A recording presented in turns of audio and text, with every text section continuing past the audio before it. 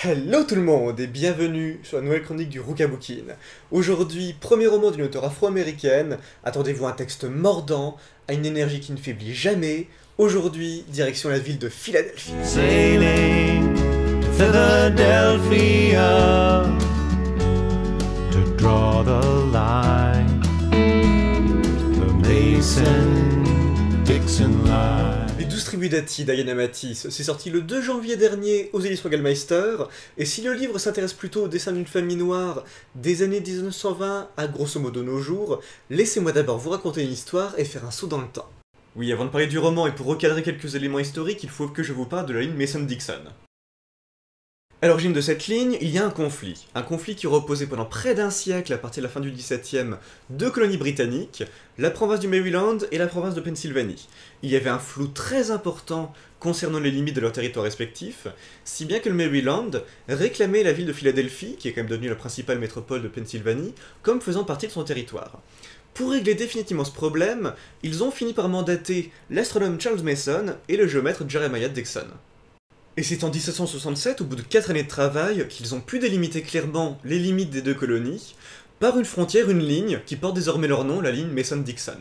Et là vous vous dites, mais quel est le rapport avec ce livre? Eh bien j'y viens, quand en 1781, la Pennsylvanie abolit l'esclavage, la ligne Mason-Dixon, quant à elle, est devenue un symbole fort, c'est devenu la frontière entre le nord abolitionniste et le sud esclavagiste.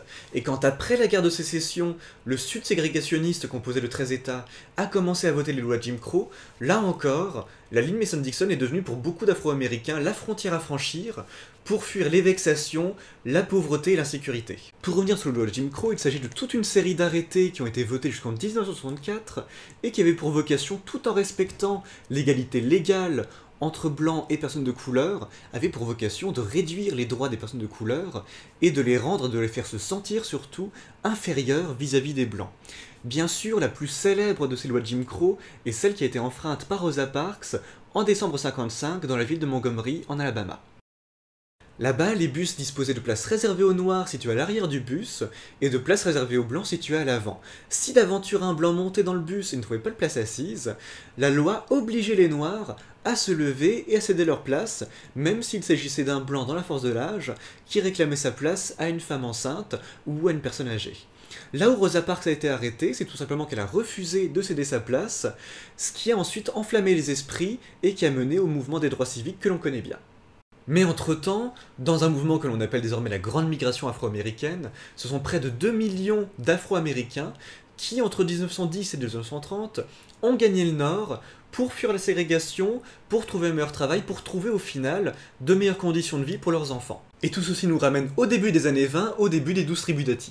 Au début du livre, Ati a 16 ans. Comme beaucoup d'autres familles noires, sa mère, ses deux sœurs et elle ont décidé de quitter leur Géorgie natale pour rejoindre la ville de Philadelphie en espérant y vivre une vie meilleure.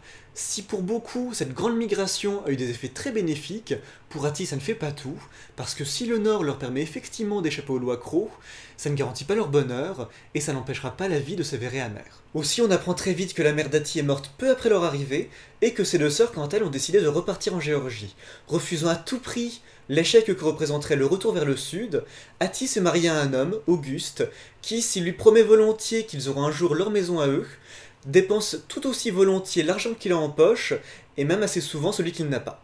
Mais si la vie d'Ati est difficile, on ne le découvre qu'à travers le prisme de la vision des générations futures, les 12 tribus qu'annonce le titre, 11 enfants et une petite fille. Il n'y a guère que le premier chapitre qui échappe à cette règle de construction, puisqu'il est tout autant question d'Ati que de ses premiers-nés, des jumeaux, que l'on découvre atteints de pneumonie.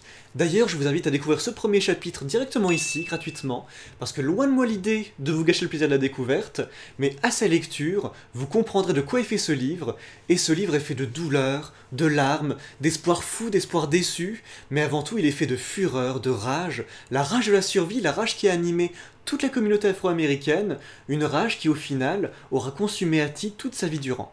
Parce que si chacun de ses enfants va retracer un pan différent de l'histoire américaine, que ce soit le Vietnam, la musique jazz, Ati quant à elle va prendre corps peu à peu, chapitre après chapitre, et nous on va découvrir une femme éclatante d'humanité, avec ses forces, avec ses failles, une femme surtout qui, même si elle ne savait pas nécessairement témoigner de son amour à ses enfants, était prête à se sacrifier pour eux, pour qu'ils n'aient pas à vivre à leur tour ce que elle avait déjà souffert.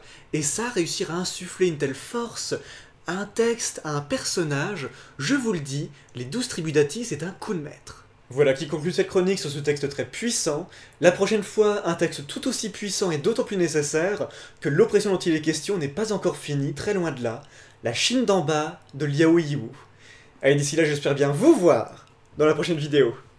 Ciao, bye! Roll, Jordan, roll. Roll, Jordan, roll.